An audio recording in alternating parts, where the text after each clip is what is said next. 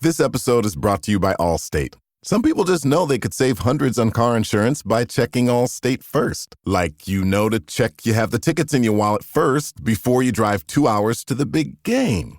Seriously, you had one job. Now the closest you'll get to the 50-yard line is parking lot D. Yeah, checking first is smart. So check Allstate first for a quote that could save you hundreds. You're in good hands with Allstate. Savings vary. Terms apply. Allstate Fire and Casualty Insurance Company and Affiliates. Northbrook, Illinois. Meaningless stuff. Why do we gift so much meaningless stuff? Tired of generic gifts and hollow trends? Shutterfly allows you to create meaningful photo gifts for your family and friends. Whether it's a cozy fleece blanket for grandma, a stunning canvas print for mom, or a mug to make dad smile. Enjoy 40% off with code MAKE40 at Shutterfly.com and make something meaningful this year. See site for more details.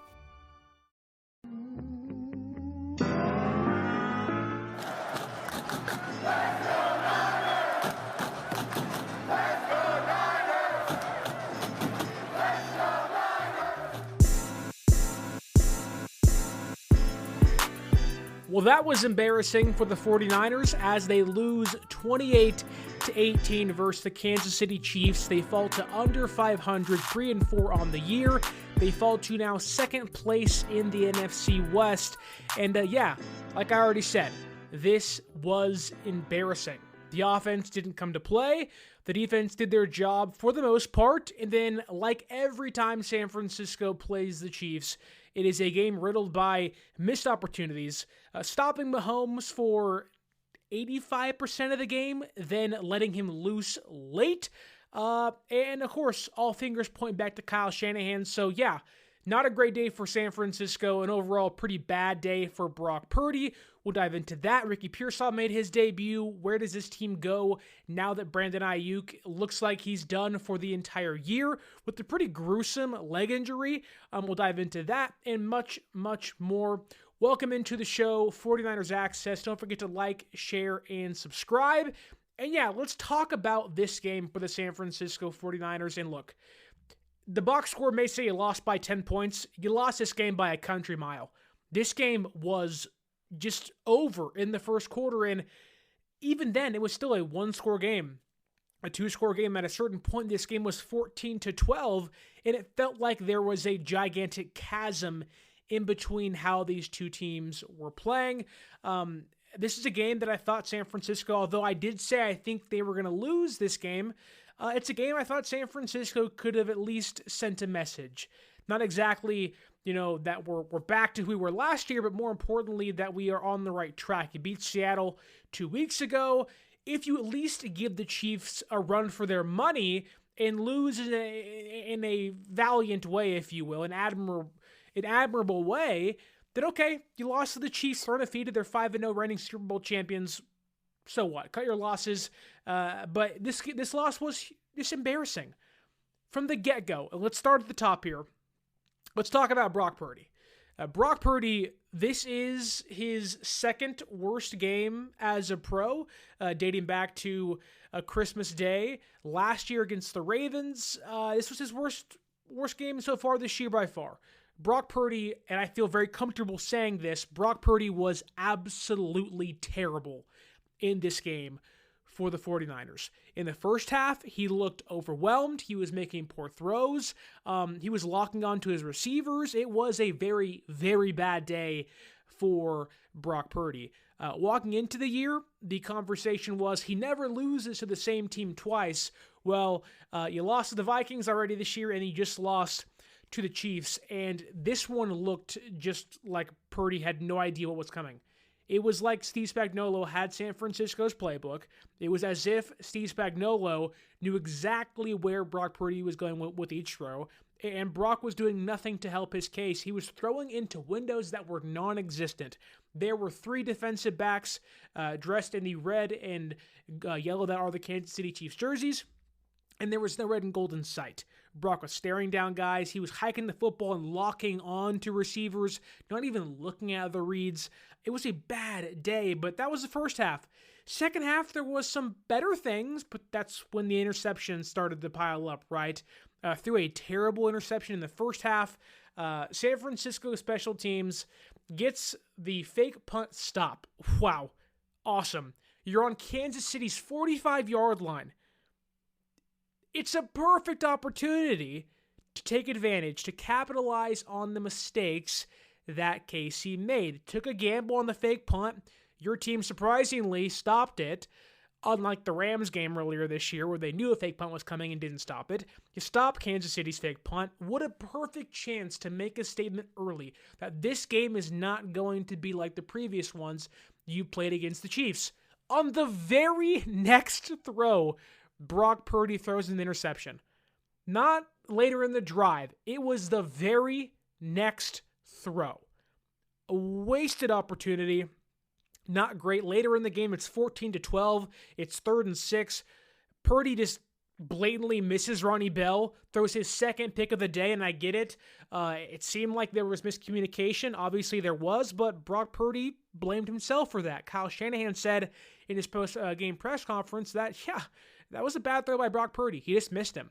Then there was later in the game, way late. It's 21-12. The Niners are marching downfield, trying to make this a one-score game and hopefully make it interesting late. It's 21-12, 3rd and goal. The ball's on Kansas City's 5-yard line. Purdy gets hit while throwing because, oh my God, Colton McKivitz cannot beat someone. George Karlaftis 1v1. Kansas City rushes 3. San Francisco has 5 offensive linemen, and they still get beat. What a freaking disaster. Either way, Purdy gets hit, throws the INT, and essentially puts this game away for the Kansas City Chiefs. It's a terrible day. Just awful. He looked I can't even describe how bad Brock Purdy was in this one. Even his best throws of the day, which there weren't many, but the ones that we would consider his good throws. Like, wow, what a big play to George Kittle and Jacob Cowling, both 41-yard passes down the sidelines. Both of those plays were underthrown, and it was a very uncharacteristic Brock Purdy day. Now, we know Brock doesn't have an arm like Mahomes or Josh Allen or Joe Burrow or Lamar Jackson and whatnot. He doesn't have an elite arm, but outside of today, Brock has been playing his best football. Brock has been playing at a level we all kind of said, hey, this is kind of better than last year was. It was, you don't have Debo for a game or so. Kittle misses time. Aiyuk with the holdout isn't up to speed. Brock is carrying the offense for the most part. And in this one, Brock was the iceberg to this offense's Titanic. Brock drug down the offense in this game. Now, that isn't to say they should replace him. That's ridiculous. It's one game. Let's not, go nuts. But it was a terrible day for Brock Purdy. It was abysmal. This is a game you point to and say, you want to pay that guy $65 million next year? Now, again, it's one game. Let's not overreact. But even on Brock's best throws, this game, at the end of it, was a 10-score game, 10-point game, 28-18. Brock's best throws, deep balls down the sideline, 41 yards to George Kittle and Jacob Cowling. He underthrew both of them. Had he hit them in stride, those are 2 likely touchdown passes. Brock, doesn't likely have 2 of the 3 picks he has. San Francisco's winning this game late, if not the majority of that second half, if Brock hits both of those throws in stride. I mean, I don't want to, harp on Brock entirely, but Jim Everett the Great in the YouTube chat here says Brock Purdy underthrew 2 TD passes. He lost this game. I won't go this far, but he calls him Jimmy G. This was, if you want to talk about comparing, system quarterback, Brock Purdy, Kyle Shanahan, Jimmy Garoppolo, this is the most Jimmy G performance of Brock Purdy's career. And you know me, I like Jimmy G, but limited as a quarterback. Brock has shown in every game but this one that he's not as limited as Jimmy Garoppolo. Brock can take this offense to new heights, but Brock was dragging this offense down in this game. This is his worst game by far this year. His worst game, I think, as a starting quarterback in the NFL. You go back to that Christmas Day game against the Ravens. It's raining outside. The elements get to Brock. The ball is slippery, but the Ravens' defense is making plays. They're swarming to the ball, if you will. Kyle Hamilton is making, Defensive Player of the Year-like plays, getting interceptions. Whereas in this one, the Chiefs aren't making plays. The secondary is not doing anything. Brock's throwing the ball right to them. It's not as if, Brock's getting beat by a better defense. We walked into this one knowing that if San Francisco wanted to win this game because of how good the Chiefs' run defense was, the shoulders of Brock Purdy were going to have to carry that weight. And I'm not here to tell you that the weight is too heavy for Brock Purdy. I'm here to say that in this one, the weight was a little too heavy for Brock Purdy. Brock walked into this one, and look, I get Debo didn't play at all or very little. He had 3 snaps, I think, wasn't targeted once. He was sick. He was getting oxygen on the sideline. I don't know if the game plan was to feed Debo, and once he couldn't play, it was just like, what do we do? Which has been a common occurrence in a Kyle Shanahan system, which I hate so much. For as great as Kyle Shanahan is, his offensive schemes and game plans become like one player reliant. And I get that when you have a superstar like Deebo Samuel and Christian McCaffrey, but once you pluck that player away, it's like the entire offense is like, what do we do? Like, we forgot how to compute the NFL and how to throw the football and run the football and block. And it's like, that shouldn't happen. And I get it. Shanahan is a full-bore, trust the system, and just do what I say, and you're going to win a lot of games, which for the most part is true, but has not been the case at all this year. And then Aiyuk gets hurt later in this game and early in that first half, and it's like, now you're banking on Chris Conley and Ricky Pearsall on his debut and George Kittle, which I get it. You have a first-round pick receiver and you have an all-pro tight end, but then it's like Jacob Cowing's in there and Ronnie Bell's in there, and it's like Juwan Jennings already isn't playing. And so contextually, things are not working in Brock Purdy's favor. But then you look across the aisle at the Chiefs, and they don't have Rashee Rice. They don't have Hollywood Brown. Isaiah Pacheco's out. In this game alone, the Chiefs' number 1 receiver, Juju Smith-Schuster, gets ruled out because of a hamstring injury. And so they're left with, Noah Gray and Travis Kelce and Xavier Worthy and Mecole Hardman. And no offense to Mecole Hardman, but every time he plays San Francisco, they make him look like a number 1 bona fide receiver. He's not. He's a role player that has some speed. And it frustrates the heck out of me. And it's really credit to Andy Reid and what he's able to do. We herald Kyle Shanahan as this legendary genius, which to some degree he is, but let's be honest here. Andy Reid boat races Kyle Shanahan every single time he plays him. Steve Spagnuolo makes Kyle Shanahan call him daddy, Papi Chulo, if you will, every time they face off. San Francisco was unprepared. They were outcoached from the get-go on offense. This was a disaster. This was disgusting. It was embarrassing. You had 10 days. I get Kansas City had the bye week and they were rested and they're feeling good. They're 5-0. I get that. You still had 10 days off. When is the last time a Kyle Shanahan offense walked into a game coming off a win on Thursday Night Football, beating a division rival in their house to retain first place in the NFC West, then came back home where you get to sleep in your own beds, lay with your wife, and be with your kids, and be comfortable, and then through 3.5 quarters have 12 points on the board? I mean, come on. It's pitiful. And look, I'm not Kyle Shanahan. I don't call plays in the NFL, but oh my goodness. This was just disgusting. Purdy finishes with a 54% completion rate, 212 yards, 2 rushing touchdowns, no passing touchdowns, 3 interceptions, a 13.4 QBR, and a 36.7 quarterback rating. It's terrible. This is disgusting. It was play after play. You're pulling tooth and nail trying to get 1 yard, which it's funny, the box score will indicate that San Francisco is averaging 5 yards a play. That's not how this game felt. This game felt like after the Chiefs got the lead, that this game was over with. That it didn't matter how many big plays San Francisco hit, that they were always going to be behind, and a lot of that reflects on Brock Purdy, but there were some more things to dive into. So as we will continue to discuss Brock Purdy, let's talk about the running game. The running game was also bad. We knew walking into this one that the Kansas City Chiefs had one of, if not the best run defense in football. Had not allowed a 100-yard rusher since week 1. I believe they hadn't allowed 50 rushing yards since week 1 as well. They've shut down Alvin Kamara and plenty of other top running backs in football, Bijan Robinson.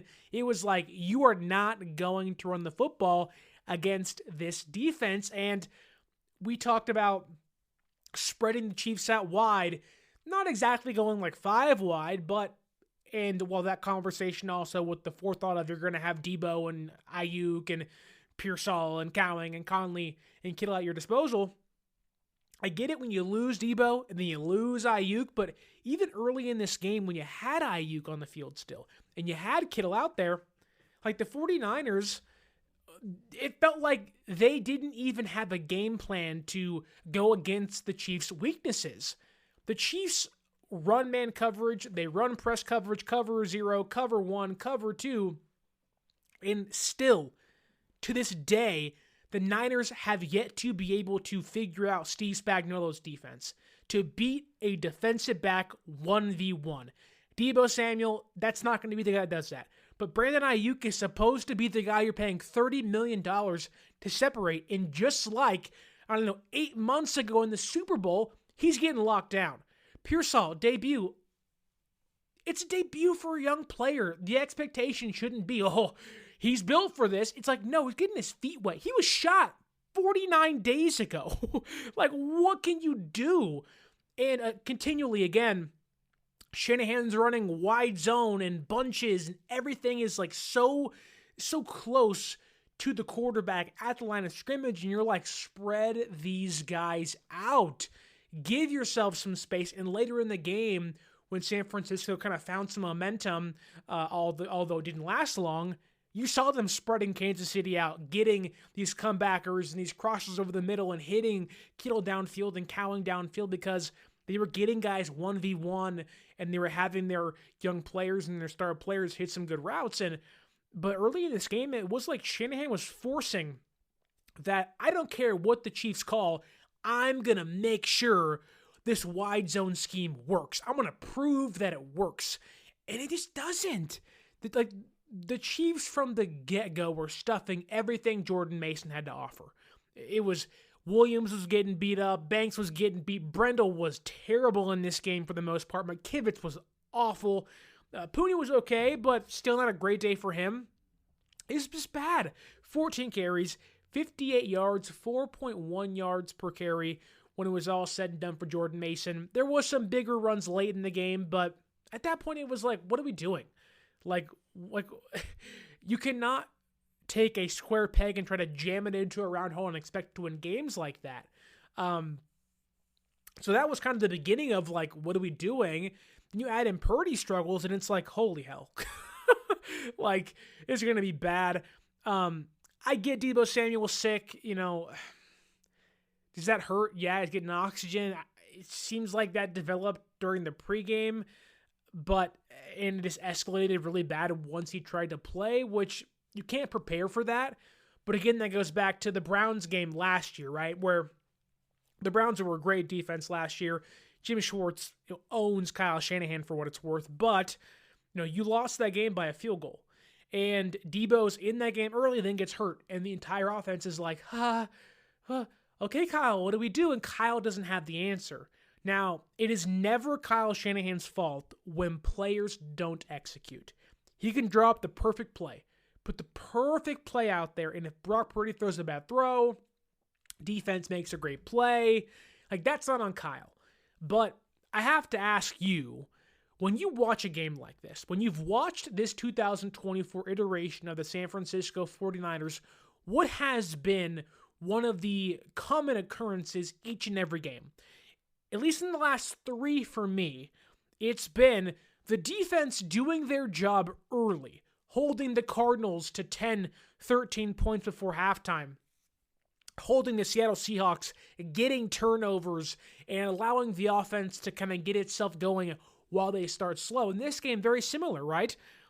The Chiefs go for the fake punt. They don't get it. San Francisco gets the ball on the 45-yard line, next play interception. A couple of drives later, Kalia Davis makes an awesome play, jumps up, smacks the ball up in the air, gets the interception himself. They pick off Mahomes, and you're like, hey, we're cooking.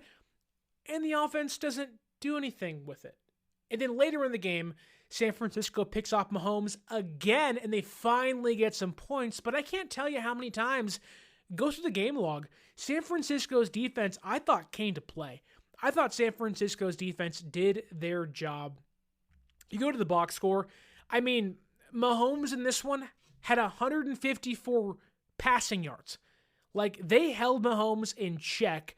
And for Nick Sorensen, who I'm sure will get a lot of flack, yeah, there was some missed tackles. That can happen. But I thought overwhelmingly San Francisco's defense was on their game. They held the Chiefs to 28 points. Now, that's a lot, but that's jaded by some, when your offense turns the ball over 3 times and your defense has to go back on the field, it's like, well, I mean, how many times do we have to keep giving you a chance and you just wasting it? Deciding which credit card or loan is right for you is like trying to choose where you want to eat for dinner. Except when you finally get to the restaurant, the menu's riddled with jargon that no average foodie could understand. So at Credit Karma, we keep things simple. We show you personalized recommendations that align with your money goals and help you turn the confusing fine print into terms you can actually understand. And as a cherry on top, we provide a detailed overview for a new card or loan before you apply. That way, we can help you make decisions faster and with more confidence. Download Intuit Credit Karma today to get started. Like, we are eventually going to stop playing bend, don't break, and we're going to eventually break. That happened for San Francisco's defense. Now, there was some screen game issues. The red zone defense wasn't great, 4 for 5 in the red zone for Kansas City, but Kansas City, for as bad as they've been in the red zone this year, ranked 30th coming into this game. Off a bye week, you expect them to be bigger and better than they were the previous 5 weeks. They're rested, they're feeling good, and they've had 14 days to prep. But it was like San Francisco's offense. Whenever Casey punched back, San Francisco had no reaction. It was like, we're frozen. We don't know what to do. We're dazed. We're hypnotized. And the defense continually pushed back. Bosa was awesome in this game. They sacked Mahomes twice early. Again, they got the 2 interceptions. It was like the defense was trying everything to keep San Francisco alive, and San Francisco's offense simply just had no pushback. They had no oomph. And I get it, you don't have your stars. What do you do? But Kansas City doesn't have their stars. Travis Kelce wasn't great in this game. Now, he's big on third downs. Mahomes wasn't great in this game. He's big on third downs, sure, but it is just baffling to see an offense that, even though Aiyuk got hurt in the first half of this game, and you don't have Deebo Samuel, and there's no CMC, you still have George Kittle. You still have Jordan Mason. You have Kyle Juszczyk. Like, you have Ricky Pearsall, first round pick this year, which I get it. First game in the NFL, don't expect too much, but it's like, you give in to read what Kyle Shanahan had today, that team's going to the playoffs. Like, it's really that simple. And it just sucks. Does this game mean much in regards to a larger picture? It's an AFC opponent. You're under 500, but it's, again, an AFC opponent, non-conference opponent, non-divisional opponent. You can afford to lose this game. I don't know about you, but I penciled this game in as a loss walking into the season, so I'm not surprised they lost this game. You have to beat the Cowboys now. Like, this isn't the worst loss of the year. The Cardinals loss comes to mind, and the Rams loss comes to mind, obviously, because of how you lost those games late, blowing leads. But also, like, it's not in the NFC.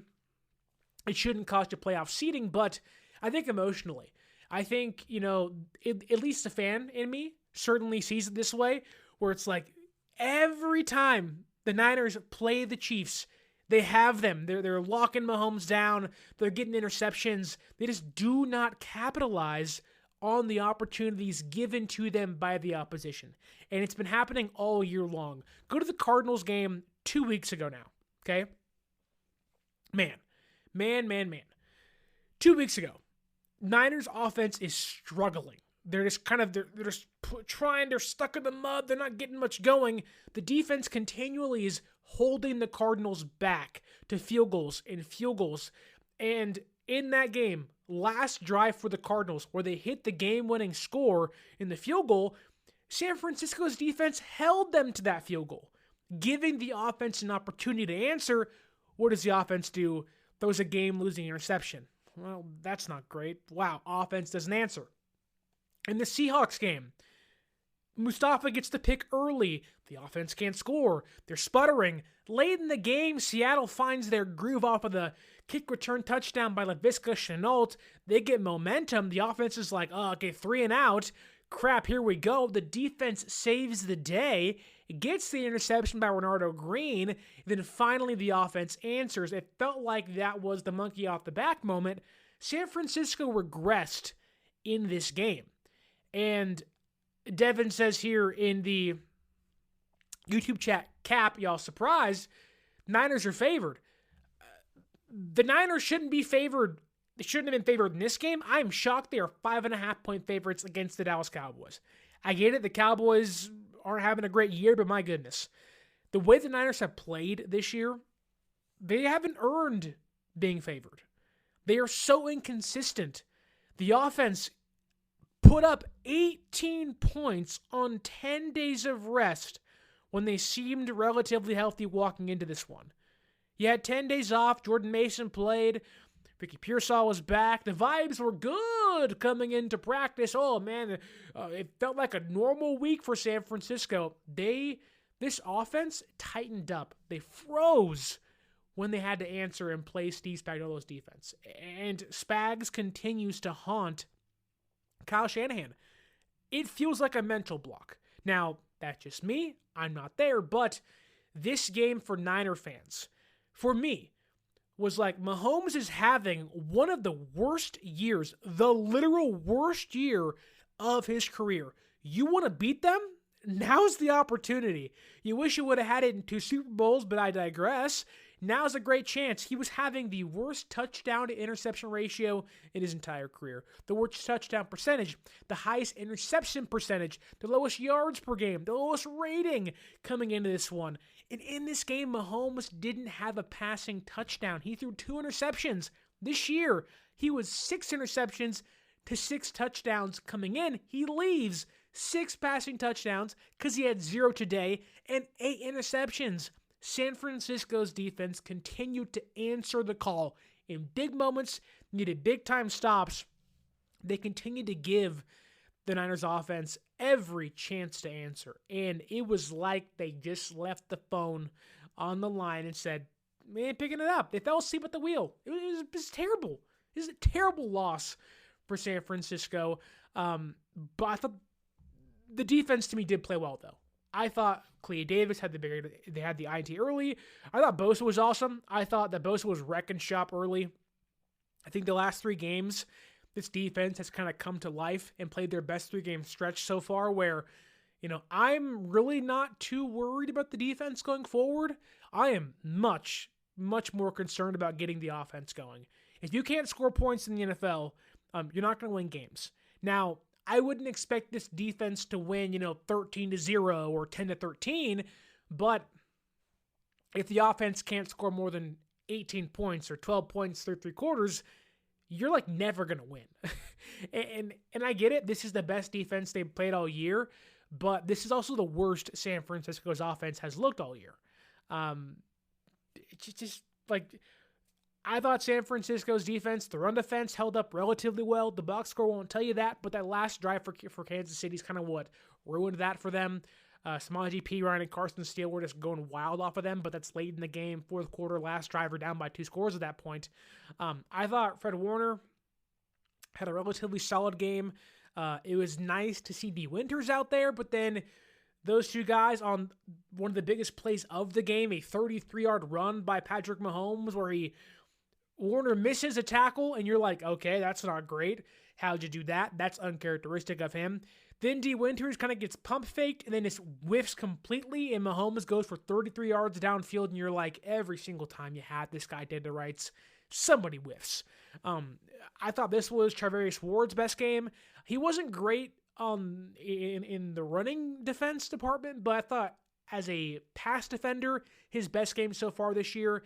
The Chiefs really didn't get much going through the air. There were a couple of drives where they did, but for the most part, this was a very on the ground, slow pace, ground and pound. Kareem Hunt, Carson Steele, some end arounds here or there.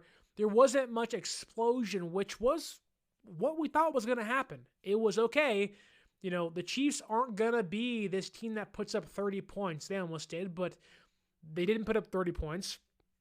They're not going to be explosive. They're not going to hit deep shots downfield. And San Francisco's offense is going to have to be able to push back, and never did. Well, the defense, I thought Malik Mustafa looked phenomenal. He wasn't perfect by any means, but definitely got trucked by Mahomes in the end zone in this one late. But he was flying around. He hit Xavier Worthy so hard that he literally sent Worthy to the sideline. Like, Mustafa was shot out of a cannon multiple times in this game, blowing up screens and end arounds. D. Winters' best play of this game doesn't even count because Nick Bosa was lined up off sides, blew up that Kareem Hunt screen pass, would have made it like a 2nd and 15 for Kansas City. Ended up it didn't count because San Francisco's defense was called for like back-to-back defensive penalties. KC obviously scores there, but I thought a really good play by D. Winters. It was nice to see Winters play over Devondre Campbell. In the first half, to stop the run, San Francisco went to a base defense, 3 linebackers, and it worked for a lot of it. But then second half, it was nickel defense, and it was a lot of D. Winters out there. So I'm hoping that's the case. That's the tandem, Warner and Winters going forward. 2 W's out there, hopefully, roaming the middle of the field for San Francisco. Again, Lenore was really good. He had obviously the interception late in the game or coming out of halftime, but also had a PBU on a go ball to Xavier Worthy in this game, running stride by stride with Worthy, who is one of the fastest guys in the NFL. It was like, that's why Lenore was this team's best cornerback. He's just so good. So good. One negative thing defensively, I thought Jair Brown over-pursued all day. I thought Jair Brown, for a player that showed he can survive against the KC offense in the Super Bowl, got that big pick, played pretty well, wasn't his best day. Sometimes when San Francisco plays the Chiefs, and this goes for other teams as well, it's the Chiefs, you're amped up, the energy's high, your adrenaline is like through the roof, and you just get so caught up in, I gotta go hit somebody, and you just play too fast. You don't play calculated, you over-pursue, you miss tackles, and that's what happened today.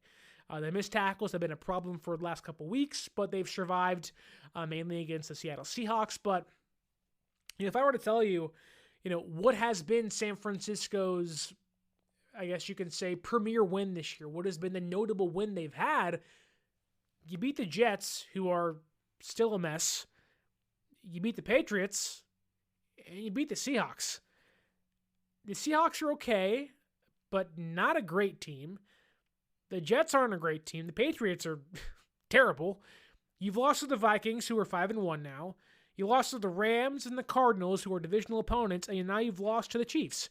Now you've lost to 2, at the time, undefeated teams, and right now, you're 2 of the best teams in the NFL record-wise, but San Francisco just, to put it bluntly, they have not been good. Like, we have been asking here on the show multiple weeks, who are the 2024 San Francisco 49ers? And for a long time, through 6 weeks, it was, well, they're this, they're that. And they're trying to find themselves. Well, I think through 7 weeks, we now know who they are. They're inconsistent. The offense has dry spells. The defense plays good enough to win most games, but can't hold on to leads late because the offense can't grab leads late in games. The offense has just been so stuck in the mud that it is like you are holding your breath. Everybody talked about the Jimmy Garoppolo oh-no throws throughout his time in San Francisco. This was kind of the first time where I said, oh no, almost every single time Brock dropped back, which isn't the case most games. I'm not going to, crap on Brock, but this was an opportunity for Brock himself, mainly to, I won't say push back on the system quarterback narrative, but it certainly was an opportunity to play Kansas City, team you lost to in the Super Bowl, seeing them for a second time. How do you react? How do you bounce back? Do you look better? Do you look worse? And it was a chance for him to kind of grab a hold of that narrative, kind of pull back on it. Say it's tug of war here, right? And the media's pulling of the, you're a system quarterback. Brock had a real chance to pull back on that and kind of take control of it, and he didn't. It was the ultimate fumble on the behalf of Brock Purdy and San Francisco's offense. A lot of that blame goes to Kyle Shanahan. In regards to Aiyuk's injury, it sucks. I mean, I know he has become one of the more contentious people to talk about amongst Niner players. The holdout obviously rubbed people the wrong way. The way he went about it, the podcast, the holding out when he didn't need to hold out for much longer, but he did. I get that, but you need Brandon Aiyuk to win games, but he's not been great this year at all. He's been pretty bad. Through 6.5 games, if you count this one, he'll finish with 25 catches for under 400 yards and no touchdowns. That's terrible for a player you're paying $30 million to, and now it feels like he's done for the year. Shanahan said in his post-game press conference that the fear is it's a torn ACL. If you watched the game, you would see Aiyuk, they cut to him pointing to his right knee when he was carted off, saying, my knee, which pretty much tells you you're not going to see Brandon Aiyuk the rest of the season. Which, for a team that wants to win a Super Bowl, I don't want to be the bearer of bad news, but this team is not going to the Super Bowl, which maybe it was obvious. Maybe you were holding out hope. Now it's week 7. Can they bounce back? Sure. This team can very easily be 4-4 going into the bye week if they beat the Cowboys next weekend. I would not be shocked if that's the case, but this really was a game for the team. Not just Brock, but the team itself to assess where they are amongst the NFL's best. If the Chiefs are undefeated 5-0, this is your best chance to see where you're at. Now, had San Francisco lost this game, tough, grinded out, came down to the wire, overtime, like the Super Bowl was, let's say it was like 24-27, say it was 21-24, you're like, oh man, like, KC squeaked out because San Francisco was playing so good. 1 or 2 plays here and it's a different game.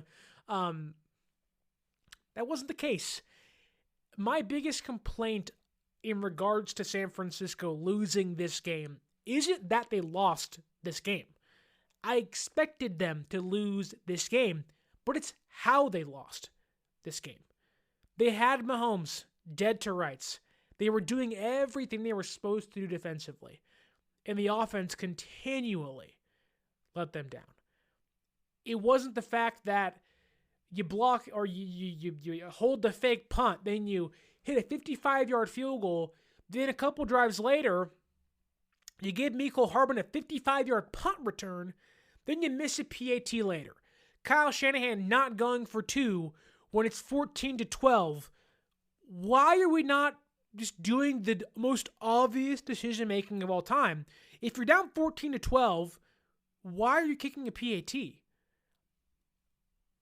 Like, what is that train of thought? Are you thinking, well, we'll get the 2-point conversion later? Just get it now, and if you fail, it's still 14-12. What do you lose? What does 14-13 get you when you're still down by 1 point? Now, if it's the first drive of the game or it's the first half, no, you're in the third quarter, man. Your offense has been struggling to score points, struggling to move the football, and it's 14-12. You go for the PAT to not tie, to still be down by 1, which makes no sense. Even if you stop Kansas City on defense, then you get the ball back, you can kick the field goal and still have the lead, even if it's 14-12. So somebody needs to explain to me what that process of thinking is. Like, why would you purposefully want to be down no matter what? Like, even if you successfully hit the PAT, you're still down by 1 point. Like, what are we doing? In late, I think it was before the first half was over, people were complaining about the Mason running back draw on like 3rd and 1 that led to the led to the field goal before halftime, and I didn't have a problem with that because I knew if you can catch Kansas City napping, you get 1 yard maybe, then you down it and you get a couple plays. Didn't work, but I can see people being like, what are we doing here? Like, if you're going to run the football, like, line Juszczyk back up there, but I didn't mind it. I thought it was, catching KC off guard. Sometimes you have to chalk up KC making a good play. Dumpster Fire Dan says that Mason draw play was a fine call. You had to get the first down. I agree. I didn't hate it, but fans are up in arms about it. Then there was, early in the first half, San Francisco is, I'm pretty sure it was 0-0 still. It's 4th and 1 on your own 41-yard line.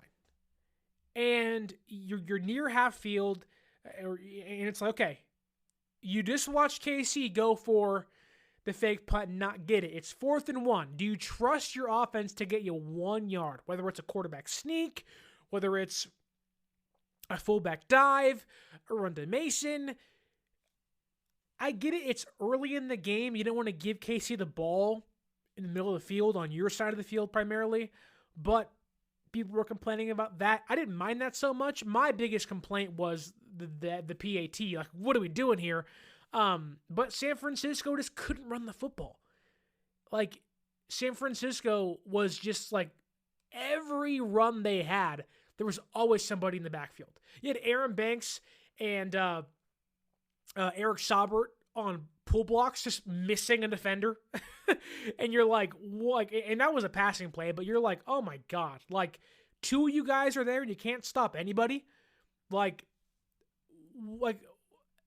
for as bad as Purdy was, what is he supposed to do there? Like, the offensive line wasn't great. I thought Purdy, again, just missing reads, interceptions, just bad throws. Like, even when Brock Purdy had clean pockets, it was like it was a struggle to even get the ball out. Now, maybe he was sick. I have no idea. But it didn't seem like it. There was no hint of that. He's not injured from what we know. So, with Uber Reserve, good things come to those who plan ahead. Family vacay? Reserve your ride as soon as you book your flights. To all the planners, now you can reserve your Uber ride up to 90 days in advance. See Uber app for details. To put it simple, Brock just sucked today. San Francisco simply just sucked against the Chiefs today in a game where you didn't even have to win. You wanted to win. You want to stay above 500, get the monkey off your back. Oh, we finally beat the Chiefs. It was their best opportunity too, but man, it's losing the way they did. And like Keys says on the YouTube chat here, I was expecting the Niners to lose, but also losing Aiyuk for the year. Time to sell, tank, get some high picks, clear some cap space up. We're not good enough. This year's plain to see. Now, I'll push back on Keys here. San Francisco is not going to sell a lot of pieces. They're not going to rebuild. Yes, they'll retool, but players like Hufanga are probably going to be gone unless he comes back off the injury, and they'll sign him to a smaller contract. But they're already going to have to make tough decisions in the offseason. Mooney Ward, Dre Greenlaw, Tauno Hufanga, Aaron Banks, all of those guys are going to have, what do we do with these guys and that guys? Now, I can see if San Francisco loses to the Cowboys and they're 3-5 this year at the deadline, maybe they sell at that point. Travis Ward's contract, you can save around $9 million getting out of it. Some team will pay for Mooney Ward for sure, but I just don't see San Francisco cleaning house. Who do you trade? You're not trading Debo. You're not trading Aiyuk. Now he's hurt and done for the year, it seems like. You're not trading Kittle. You're not trading CMC. You're not trading Purdy. Of the assets that you have, who wants them? You're not trading Mustafa. You're not trading Jair Brown or Fred Warner or Nick Bosa. You're not trading Floyd. You may be in a perfect world if Hargrave's healthy, trade Hargrave, but it's like he's out for the year too, so I don't see that. But my point to Keys' comment here is that it's not going to get any easier. For as tough as this year has been for San Francisco, they're 3-4, wildly inconsistent. I can argue that they're not contenders, they're pretenders in the NFC. Now, they can still go to the playoffs. No one's discounting that. It's just what we've seen so far has yet to give me any hope they're going to turn this thing around. And knowing that Juwan Jennings is still injured, but they hope to get him back this week. You're not going to get Hargrave back anytime soon. CMC's not going to be back likely until after the bye week, so one more game. Debo's was sick, but who knows if that lingers? You never know. And then Aiyuk's done for the year. Your offense is not going to have, for at least one more game, Christian McCaffrey and Brandon Aiyuk. Not a single one of your receivers so far can separate, and the one guy you drafted to do so, Ricky Pearsall, is walking into game number 2 of his NFL career. I love Ricky Pearsall. I loved him the day they picked him. Before they picked him, I was all on the Pearsall train. If you listened or watched those shows leading up to the draft, but I'm not going to have the expectations of he'll be a star and replace Brandon Aiyuk. That's foolish. He'll hopefully become this team's number 3 receiver with Debo and Juwan and now Pearsall, but it's not going to get any easier. It's going to get harder. You have the Bills on the road, the Packers on the road. You have a likely healthier Rams team late in the season if they don't sell some pieces. You have the Cardinals again, who are a rebuilding team that are still going to be feisty. They already beat you once. And you have the Seahawks again. You have the Lions again. You have the Buccaneers that are pretty good this year. San Francisco had a golden opportunity in that first half to, to have this really good start. You beat the Jets, you beat the Vikings, you beat the Rams and the Cardinals, and just that Rams and Cardinals game, you beat those two. I mean, your entire season looks different. We're like, oh man, the record's not too bad. You lost to KC, whatever. It's KC. They have your number, whatever. But it's like, man, now you don't have your number 1 receiver as a pure receiver. You ain't got your reigning offensive player of the year. And let's be honest here, Debo's probably going to get hurt again. Now, fingers crossed it doesn't happen. I don't want it to happen. I love Debo. But and then Brock's played coming off his worst game of his career. As a fan, I am waiting, hoping for a 2021 and 22 magical run where they're 3-5 and they're 4-4 and they just go off on the NFL and they make these insane playoff runs, but you can't bank on that. The idea that the optimistic fan is well, they did it 2 or 3 years ago, right? It can happen again. Yeah, it can happen again, but this team is nowhere near those teams. Those defenses were holding teams to 13 points, and there was quarterbacking issues.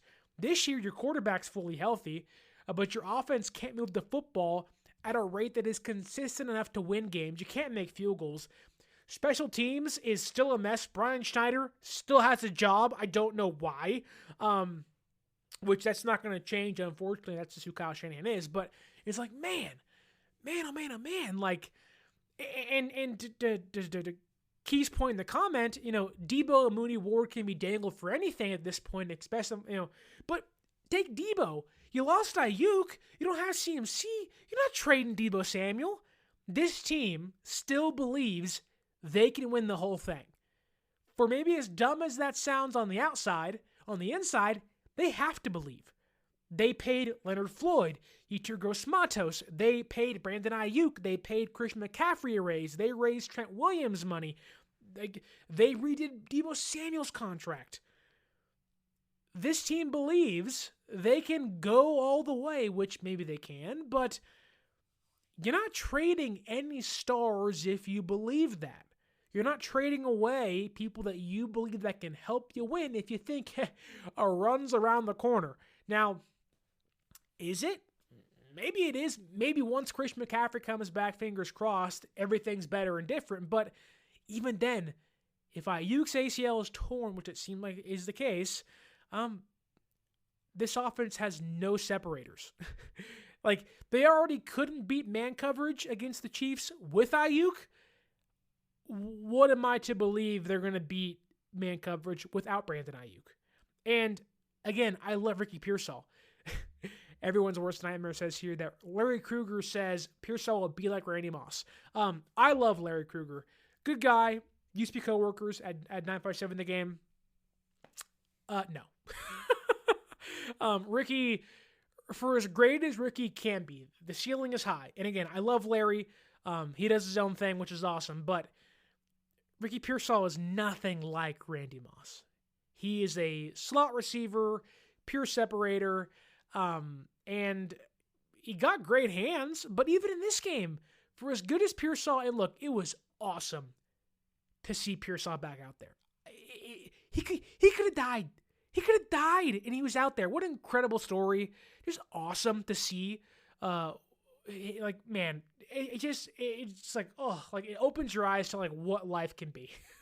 It was a great story, but even in this game, simply based on football, timing was off. He wasn't getting his head around on certain plays, and you're like, that comes with reps, so there's no worry there. But now you don't got time to waste.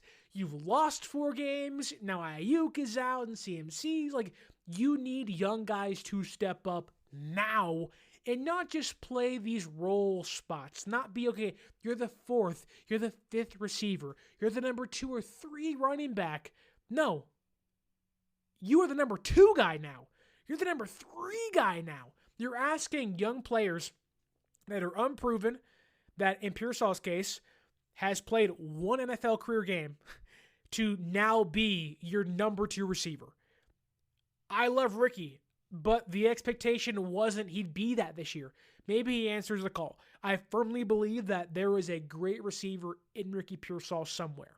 I truly believe that. I love what he can do, did in Florida, and I think he projects to be awesome in the NFL. But I'm hoping through all of this that Shanahan looked at what Andy Reid just did to his defense. That played pretty well. But the Chiefs are 6-0 for a reason, and they're winning without their stars. They have Kelsey and Mahomes, sure. Pacheco's out. Rashee Rice is out. Hollywood Brown hasn't played a single snap this year. They don't have the offense they were supposed to have this year. I'm hoping that with Aiyuk going down, for as terrible as that is, and I'm hoping that with CMC being out, for as, I guess, as bad as that's been, although Mason's been really good, but I'm begging and hoping that Shanahan looks at Pearsall, looks at Cowling and says, you know what, man, I got to trust these kids, that this offense has been stuck in the mud. There's just kind of this will they, won't they. 1 play is great, 2 plays are terrible. There's interception, there's fumbles, there's just this like, we can't move the ball. I'm hoping Kyle lets the athletes that are Pearsall, that are Jacob Cowing. Like, that Cowing screen pass was awesome. That Cowing deep ball was awesome. And it's like, we need that in the offense today. Like, that should have been utilized against the Rams when Deebo wasn't playing, instead of Ronnie Bell. Like, look, Ronnie Bell's probably a great guy. The only thing I've ever seen him do is muff punts, drop passes, and run wrong routes for 2 years now. I was at training camp. I was at OTAs. It's the same thing he's done for 2 years. He's a great guy. Cool, man. Cool. But it's like, holy hell. How many times does this have to occur before something changes? And I'm hoping a game like this where Cowing beats the defensive back on a deep ball for 41 yards downfield that Brock underthrows, could have been a touchdown pass. But like that is the explosiveness the offense is missing. And I think for a team that has been deep in the playoffs 3 consecutive years, 2021, 2022, 2023, that weighs on veteran players. That weighs on Aiyuk, who's now out for the year. It weighs on Debo, who's always banged up, and Kittle and Jawan Jennings. And it's like, now you have this youth movement behind these guys, like waiting and chomping at the bit to get their chance. And look, there'll be mistakes. They're going to drop passes. They're going to run the wrong routes. That's the price you pay for young players. But in this case, you need them. You also, I'd rather Ricky Pearsall and Cowing make the mistakes than a 7th-round pick like Ronnie Bell. I'd rather Pearsall and Cowing make the mistakes than a vet like Chris Conley, who we all love, but they've reached their ceiling. They've reached their peak. Pearsall's a 1st-round pick. Cowing, a 4th-round pick that has 4.3 speed and explosiveness. I want to see the end-arounds and the screen passes and the slants and the deep crossers. There's a great offense waiting to be built in San Francisco. Now, the hope is that eventually it's Aiyuk and Debo and Kittle and Pearsall and Cowing and Grendo and Mason and CMC, but right now, this is all you got. You're hoping that CMC comes back. Aiyuk ain't coming back. You have to win with what you got in the building. Kyle Shanahan preached to us as fans. For as great as Kyle is, he preached to us that, we want to score points. We want to get weapons. Okay, you draft Grendo and Pearsall and Cowing, and you have Mason and CMC, and you re-sign Aiyuk, and okay, the arsenal is fully loaded. And week by week, the arsenal has been CMC's gone, and now Aiyuk is gone, and now Jennings misses time, and Debo misses time. Okay, show us why you drafted these guys. And Niner Media says here, Kyle has lost creativity. Kyle has never been one of, at least in my opinion, although he's smart and great, to me he sets up plays better than he designs these elaborate plays, right? Like, you're never going to see Joshua Dobbs or Brandon Allen lined up in a 3-point stance in the backfield next to Purdy, also in a 3-point stance, giving the ball to running backs and tight ends. Like, that is an Andy Reid, like, okay, brother, like, what do we do? But it's stuff like that where you're like, he's innovating. He's changing the way defenses see football, giving the defense a different look. Whereas I feel like I have watched the same 35 plays every single game for the last 7 weeks. And if I feel that way, them opposing defenses are like, ain't nothing San Francisco brings we haven't seen before. And a lot of that goes into the NFL adapting to the Shanahan-style scheme. So many teams run it now, making defenses just like, look, we've seen it all. Whereas Andy Reid is like, our offense isn't any different than most, but it's so creative. And like, they let Mahomes and Kelsey build and make plays. It's like you're playing NCAA 14 or 25 now, and you're just like, F it. I'll do whatever I want. Any route, any combination of players, and you're like, that's the Chiefs. It is a fun, creative, childlike offense. They're calling plays macaroni and dildo. It doesn't matter what they do. It's like, oh my God. Like, they're doing whatever they want, and they're having fun doing it. And Shanahan, it feels like the way the offense is constructed is simply just, all right, Brock, handoff. Okay, it's 3rd and 8, drop back, incomplete, drives over. Who fears San Francisco's offense anymore? I get it. Again, you don't have your stars. Once CMC comes back, scary. But shouldn't opposing defenses fear an all-pro receiver in Brandon Aiyuk, a former all-pro receiver in Debo Samuel, an all-pro tight end in George Kittle, an all-pro fullback in Kyle Juszczyk, and the NFL's second leading rusher in Jordan Mason, what team fears that offense? What defense is like, oh, got the Niners this week, man. Whew. The Rams didn't. The Cardinals didn't. Two of the worst teams in football were like, that's all you got? That's what worries me. Is that, for as troublesome as this loss is, although in the grand scheme, AFC opponent doesn't really matter that much, you're under 500. There's no promise you win against the Cowboys.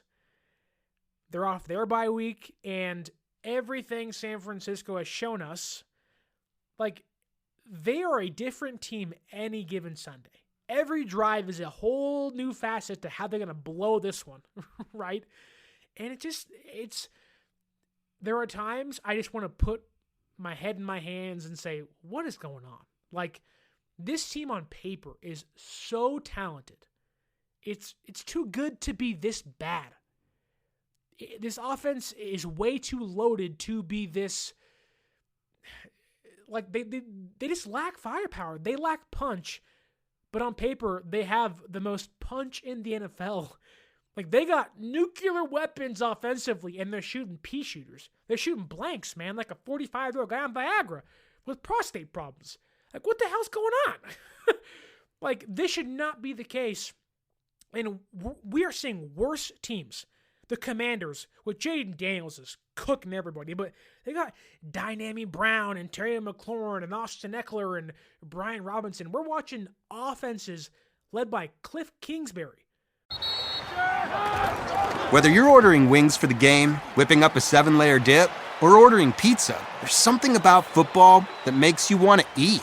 And this football season, Uber Eats has the best deals on game day food. No matter what you're craving, from 2-for-1 pizza to buy one, get one wings, Uber Eats will be dropping new deals each week, all season long. Uber Eats, official on-demand delivery partner of the NFL. Order now. Terms and conditions apply. See app for details. Cook the NFL. Go toe-to-toe with the Ravens. You put this Niners team against the Ravens, they're losing by 20 points. It's not even close. Like, we are seeing terrible teams, or at least on paper, offenses that have worse weaponry, at least lesser paid weaponry, outplay this roster. The Cardinals did it offensively. The Vikings, who, when they're healthy, are loaded, but they didn't have Addison. They didn't have Jefferson through halfway in that game. They didn't have Hawkinson. They beat you with Naylor and Powell and Ty Chandler, and it's like, at a certain point, when does the bow break? Like, maybe that's a Week 8 loss against the Cowboys where it's like, F it. We're just not good. Maybe to Keith's point, it's like, sell. If this team is 3-5 going into the bye week, I am all for trading away Charvarius Ward. You save $9 million, get a third or second round pick. I mean, at this point, he's playing so poorly, maybe a fifth round pick, who knows? But it's like, man, but even this game in itself, talking to fans, hosting a post-game show on 957 The Game, like, we're having a conversation of like, well, this isn't like an indication of where Brock is, but you file this game away. You're like, this is a really bad game for Brock. Like, the weather was nice. It was warm outside. Like, you're not, like you're playing a great defense, but you're not making the defense beat you. You're just giving them the ball back. This is not a, Brock's bad or he's not a top 10 quarterback, but it's like, that's so bad. Like, I got to file this game away and say, is there something to it? Because great against the Seahawks, good against the Cardinals for the most part. He's really good against the Rams. And it's like, man, like, he's good against the Patriots. And it's like, but this game, like, are you only good against bad teams this year? Feels like the case. And you know what's so funny is that if I asked 90% of the NFL community who wins the NFC West, their response would be the San Francisco 49ers. They're still one game behind Seattle. They have the tiebreaker, and they'll play them again later at home. And so it's like, for as doom and gloom as it may be, for as annoying as it may be, and for as many holes that San Francisco undoubtedly has, and for as frustrating as this game is, like, I cannot tell you how annoyed I am to have to watch Patrick Mahomes continually beat this team. To watch Andy Reid with his mustache and his dumb glasses and his cheeseburger loving mouth just continually walk in here and look and make Kyle Shanahan look like he's in grade school compared to Andy Reid. To watch Spagnuolo just coach the living heck out of the game and make this genius look like he ain't been to school his entire life. And that's obviously an over-exaggeration, but it's like, I hate it to watch Trent Williams and Lenore like throw punches. It's like, just lose the game. You didn't deserve the win. You got your ass kicked. Like Shanahan said it himself, you got our ass kicked. Like, what else do you do? And it's going to get harder now. Like, your season, by their own doings, are already hard. They're 3-4. But it's not going to get any easier. It just, man, like, I thought Kittle was pretty good. 6 catches, 92 yards. He wasn't beating man coverage very well, but he got a couple big plays. I loved Jacob Cowing. 2 catches, 50 yards, big screen pass, big deep ball. And here's one thing about Jacob Cowing, is that the one thing, and look, it's so hard to just, say, well, do this and do that. Like, that's impossible. We make the NFL sound so simple when it's very complex, but when you watch the Chiefs play, like, the Chiefs know that Mecole Hardman's not a great receiver, but what he has is speed, explosiveness, that once he gets the ball in his hands, he becomes a dynamic player. Same with Xavier Worthy. He isn't installed in the offense completely just yet, but what they do is they put these guys that on other teams, maybe 3rd and 4th and 5th receivers, and they say, you know what, you have that one skill that separates you. Let me work you into the offense, utilizing that one skill to help me beat the opposition. I take Mecole Hardman in this game. Mecole Hardman had, he had 2 carries for 38 yards, a massive 20-yard touchdown run, and he had 1 catch for 17 yards. He touched the ball 3 times for over 50 yards, had a massive 55-yard punt return, and you're like, Andy Reid continues to scheme up these guys. You're like, well, yeah, it's Mecole Hardman, whatever, who was a nobody with the Jets a year ago before he got traded back to Kansas City, brings him back, catches a game-winning touchdown in the Super Bowl in overtime, and in this game, cooked San Francisco twice for 2 massive plays. And it's like, that's what we need from Kyle Shanahan. You need that. You know what? Like, instead of a Chris Conley or a Ronnie Bell or a Trent Taylor, Jacob Cowing can do 1 or 2 things that those guys can't. Let's put the ball in Cowing's hand and let's give him an opportunity, whether it's end around or a screen pass, because that may become something explosive for us. And for Kyle, it's like, nope, you're a 5th receiver, you're a punt returner, and they can be a punt returner, that's fine. They don't have to take Aiyuk and Debo and Jennings a spot. No one's, wanting that when your guys are healthy, but it's like, look at who touched the football for Kansas City today.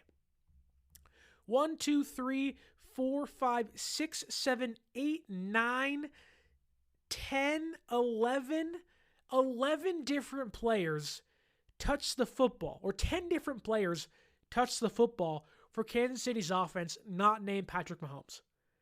And you can even put Carson Wentz out there and make it 11. 11 different players touched the football for Kansas City's offense today. There's creativity everywhere. Meanwhile, San Francisco had 1, 2, 3, 4, 5, 6, 7, 8, 9. 9 different players touched the football, not including Brock Purdy. But even then, it was Chris Conley. He touched the football, because Grendel fumbled. Juszczyk was targeted 3 times and ran the football once. Ronnie Bell had 1 catch. Mason had 2 catches. Pearsall had 3. Aiyuk had 2. Cowling had 2. Kittle had 6. And it's like, where's the creativity? 11 different people touched the ball for the Chiefs on not just like, slants and go routes and post routes. It's like all this creativity. It feels like they're utilizing every inch of the field to create the advantage. They're pulling guards, they're doing screens, they're doing double screens, they're doing double end arounds, and you're like, I don't know where the ball's at. There was a play in this game. There's a play in this game where I believe it was a Mecole Hardman end around, and Devondre Campbell is on the edge of the line of scrimmage. He's next to the left end, if you will, and the ball is hiked. Hardman runs the ball right past him. Campbell has no idea where the ball's at. He's just like, oh, it's behind me. Oh, crap. You're like, dude, how did you, like, I get it, your eyes are on Mahomes, but, like, have some wherewithal, brother. Like, the man ran right in front of you, and you didn't even look at him. You were just, Mahomes, oh, the ball's over there. And you're like, oh, like, it didn't even cost San Francisco, but it was like, you're just sleeping on the job, man. Like man. Keys says here, I wish Mustafa would have crushed Mahomes at the goal line, but like our season, the opposite happened. Yeah, Mahomes, Malik Mustafa put on Instagram that was his welcome to the NFL moment, which, I mean, Mahomes is great. Wasn't great in this game, but, I mean, he just finds a way, man. Like, when I go back to, like, when Jimmy Ward laid out Mahomes in that Super Bowl, it was like, hell yeah. Like, that was awesome. And then they lost that game, and you're like, gosh, like, what the heck? And Mustafa, who's flying around today, just, buzzing, buzzsaw fools left and right. And you're like, oh my God, like, he plays so fast, he's going to hurt himself. But Mahomes is tough, man. Like, Mahomes is, for as bad as he was in this game, again, 2 picks, he just finds a way. That 1 third down where he's, like, getting sacked and just, like, throwing the ball off balance to Gray, who's, like, diving for the football. And you're just like, on third downs, it is just Mahomes just figure something out. Whether it's a scramble for 33 yards or it's a flip pass, behind a linebacker over the head. Like, it just like, how? Like, he does everything you're not taught to do as a quarterback. And Tom Brady said that. That tells you everything you need to know. And look, we all know Mahomes is great. But I'm just tired of seeing them beat us, man. Like, that I think is the biggest issue with the game. Is that you lost, it's the way you lost, and it's who you lost to. It's KC. It's a team that has beat us over and over and over again, now 5 consecutive times. The Chiefs have been there for almost every monumental game in Niner history. The last couple years. 2018, Jimmy tears his ACL. 2019, loses the Super Bowl. 2022, Purdy makes his NFL debut. CMC makes his Niners debut. You lose the Super Bowl again. In this game, Pearsall's debut after getting shot, and then Brandon Aiyuk tears his ACL. And it's like, why is it always you? I hate you. Of the teams I hate, I think I might hate the Chiefs more than I hate the Cowboys. Because we've owned the Cowboys for the last few years, and we just cannot beat the Chiefs. Now, I think everybody hates the Chiefs that aren't Chiefs fans, right? They're just the golden boys of the NFL. And thank God Taylor Swift was not in Levi Stadium today. Although they did play some Bad Blood on the rejoiner music on Fox, and I was like, why? Why? You snuck that in there, huh? But I'm just tired of seeing them. Like, there really isn't much more to say about the game. San Francisco lost. They fall to 3-4 on the year. They're staring either 4-4 or 3-5 in the face come next Sunday against the Cowboys at home. That's a must-win game at this point. Like, you have to beat Dallas. You have to bounce back. Your season, what you do at the trade deadline may fall on what happens next Sunday. If San Francisco wins, maybe they buy some pieces.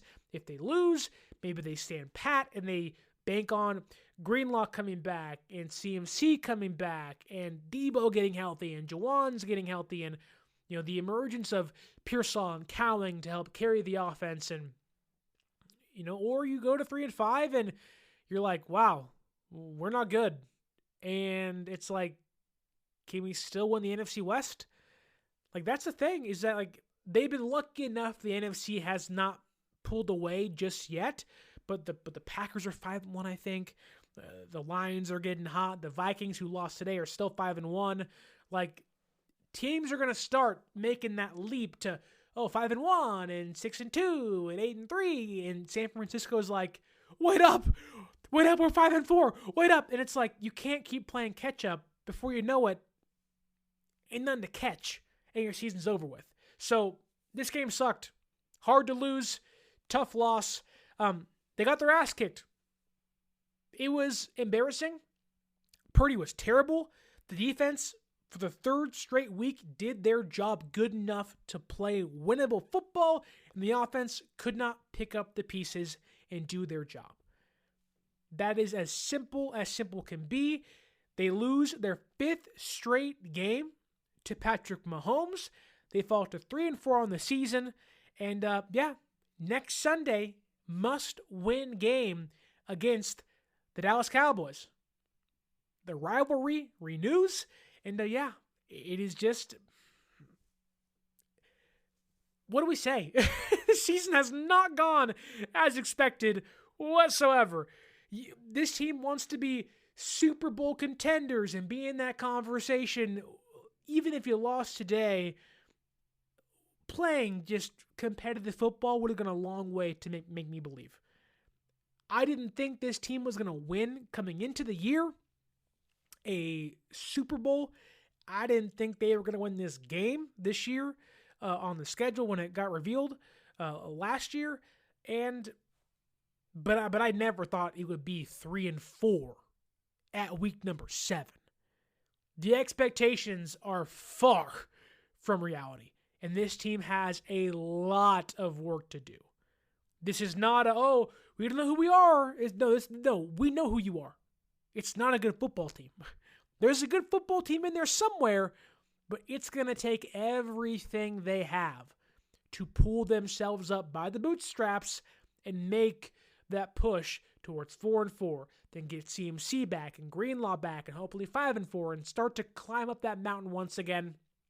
The NFC West is still attainable, but again, it'll take a lot of work.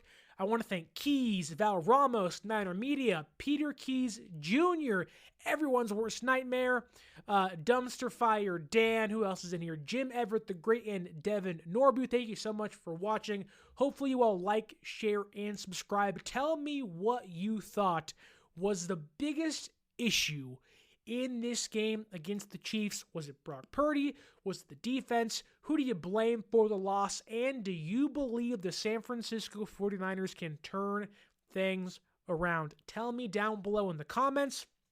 If you could, like, share, subscribe. Give us a 5-star review on the audio podcasting platforms. Apple, Spotify, doesn't matter. 5 stars is the easiest, cheapest, and freest way to help the podcast out. If you want to, you can follow us on social media at 49ers_access is the Twitter or the X.